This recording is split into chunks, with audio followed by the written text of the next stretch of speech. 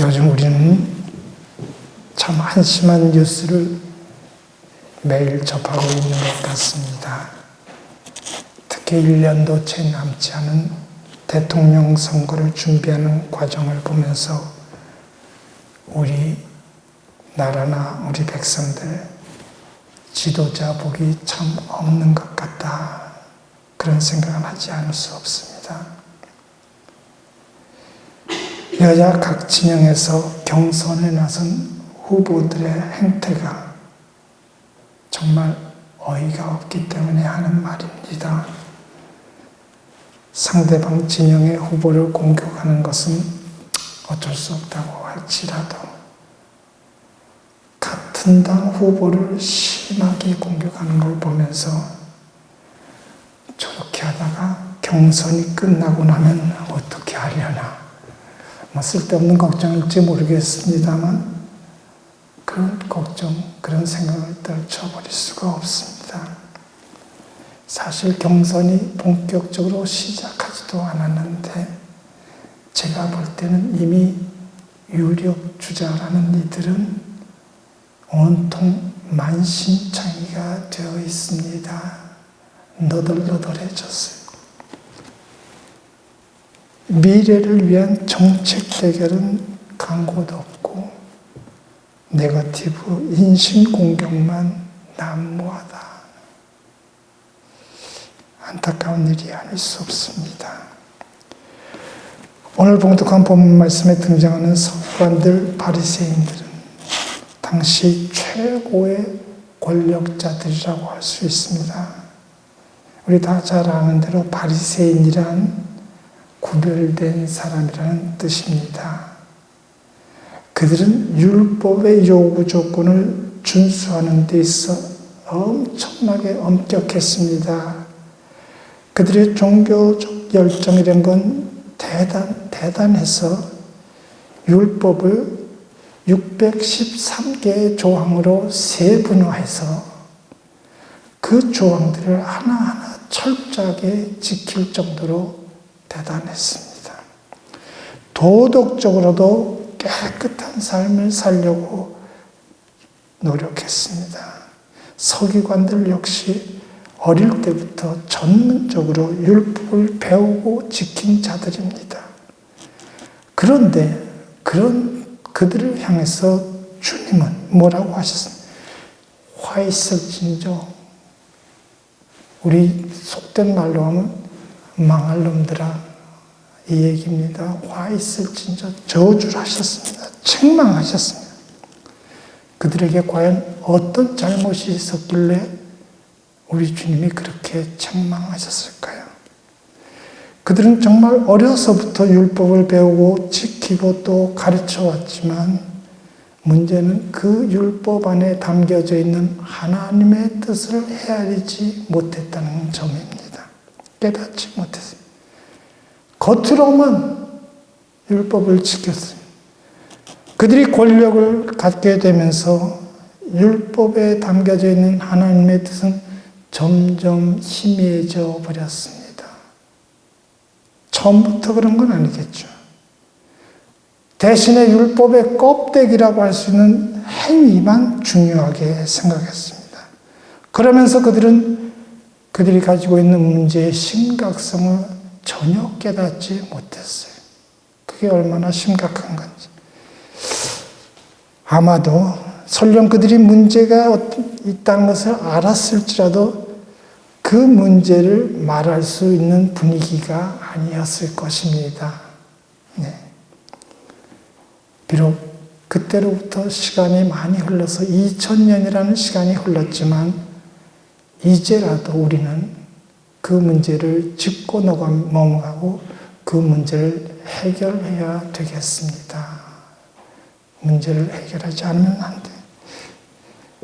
문제를 해결하기 위해서 우리는 누구보다도 주님 말씀에 귀를 기울이지 않을 수 없습니다. 주님은 먼저 올바른 행위가 회복되어야 한다고 말씀하셨습니다.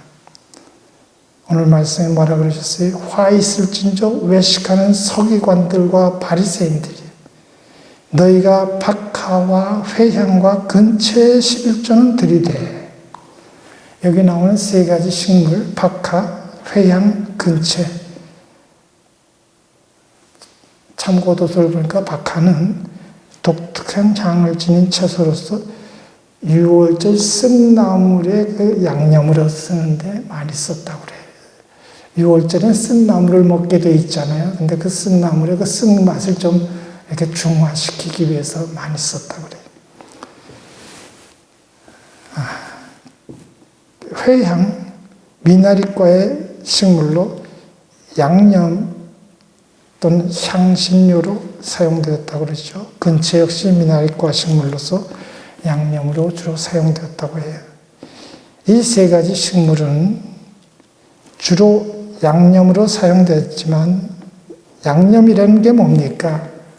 메인이 아니죠. 다시 말해서 사소한, 없다고 해서 큰 문제가 되지 않는 그런 사소한 식물이었습니다. 근데 이런 사소한 식물에도 11조를 매길 정도로 바리새인들은 11조를 아주 철저하게 지켰던 것입니다. 사실 11조의 기원은 그 옛날, 그 먼 옛날 족장 시대로 거슬러 올라갑니다. 창세기 14장 20절 말씀을 보면 아브라함이 조카 롯을 구하기 위해서 나가서 싸우죠. 그 싸움에서 이긴 후 자신이 전리품으로 얻은 것들을 가지고 오다가 그 10분의 1을 누구한테? 멜기세덱에게 주었습니다. 이게 11조의 첫 번 기원이라고 그래요. 그리고 창세기 28장 22절 말씀을 보면 형 에서를 피해서 도망치던 야곱이 베델에서 하나님을 경험합니다. 하나님을 꿈에서 만나죠. 그 하나님 앞에 제단을 쌓고 나서 약속을 합니다. 돌아와서 하나님께서 나를 무사히 돌아와서 안전하게 거하게 해주실 것 같으면 하나님 앞에 11조를 드리겠습니다 하고 서원을 하는 장면이 나와요. 그리고 레위기의 11조가 제도화된 11조 얘기가 나옵니다.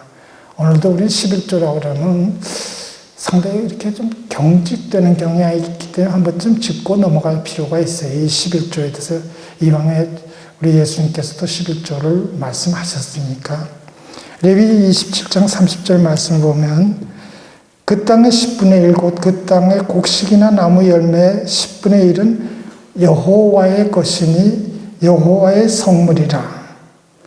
이 얘기는 무슨 얘기예요? 11조가 하나님께 드리는 감사의 표시이면서 이 모든 게 하나님께서 주셨다고 하는 그 믿음을 고백하는 거예요.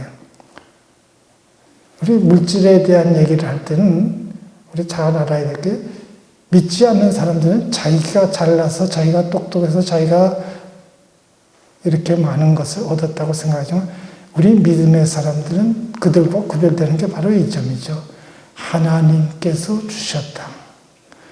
이 믿음의 고백에서 비롯된 것입니다. 그런데 바리새인들은 이 11조의 뿌리라고 할 수 있는 믿음, 그 믿음은 잊어버린 채 그냥 그 사소한 풀 쪼가리에, 양념 쪼가리에도 11조를 매길 정도로 변질된 11조를 하나님 앞에 드렸던 것입니다. 그들이 얼마나 11조라는 행위에 집착했는지 알 수 있는 모습이 아닌가 합니다. 그러나 하나님께서 주신 율법은 결코 그런 게 아니었습니다. 처음부터 하나님께서는 백성들이 11조라는 행위에 집착하기를 원하지 않으셨습니다. 때문에 주님 올바른 행위와 더불어 올바른 정신이 회복되어야 한다고 말씀하셨습니다. 오늘 말씀에 뭐라 그러셨어요? 율법에 더 중한 바 정의와 긍휼과 믿음은 버렸도다. 주님 말씀이에요. 사실 신명기 14장 22절 이하의 말씀을 보면 11조에 대한 하나님의 뜻이 상당히 분명하게 자세하게 기록되어 있습니다. 여러분도 나중에 다시 한번 읽어봐 주셨으면 좋겠어요. 신명기 14장 22절 이하에 있는 말씀. 근데 그 말씀을 자세히 읽어보면 놀랍게도 11조는 하나님께 바치기는 바치되 그 바친 것을 누가 먹느냐. 우리가 생각하는 것과 전혀 다른 얘기가 나와요. 최우선적으로 너와 네 권속이 함께 먹고 즐거워할 것이라 분명하게 기록되어 있습니다. 우리는 지금까지 상식적으로 어떻게 알았어요? 대제사장과 레위인이 먼저 먹는 줄 알았어요. 저도 오랫동안 그렇게 생각했어요. 근데 신명기 14장 22절 이하에 있는 말씀을 보면 바치기는 하나님께 바치되 바친 것을 우선적으로 너와 네 권속이 함께 먹고 즐거워할 것이다. 분명히 기록되어 있습니다. 그런 다음에 뭐라 그랬냐면 너희 중에 분깃이나 기업이 없는 레위인, 여기서 레위인은 제사장을 다 포함하는 레위인으로 이해하면 좋을 거예요. 그리고 내 성중에 거류하는 객, 고아, 과부들이 와서 먹고 배부르게 하라고 기록되어 있습니다. 그래요. 하나님께서는 이스라엘 백성들이 11조를 통해서 가족들뿐 아니라 레위인이나 고아, 과부들 같은 사회적 약자들을 돌보고 그들과 하나님의 풍성한 은혜를 나누기를 원하셨다는 사실, 오늘 우리도 잊지 말고 분명히 기억해야 합니다. 여기서 더 자세한 얘기는 하지 않겠습니다만 11조를 가지고 잘못된 사사로운 욕심을 채우려는 사람들은 회개해야 마땅합니다. 11조를 하지 말라는 게 아니라 11조는 하나님 앞에 바치되 그것의 첫 번 수혜자는 그 물질, 그 산물을 바치는 당사자요, 그리고 레위인과 객과 고아와 과부들. 주님은 율법의 행위에만 집착하는 바리새인과 서기관들에게 뭐라고 말씀하셨습니까? 오늘 그 말씀 24절에 있는 말씀, 맹인된 인도자여 하루살이는 걸러내고 낙타는 삼키는도다. 하루살이나 낙타나 유대인들의 입장에 있어서는 모두 부정한 것입니다. 이것도 저것도 다 먹어서는 안 되는 거란 말입니다. 사실 메르스 사태라는 게 우리 이 코로나가 있기 전에 있었잖아요.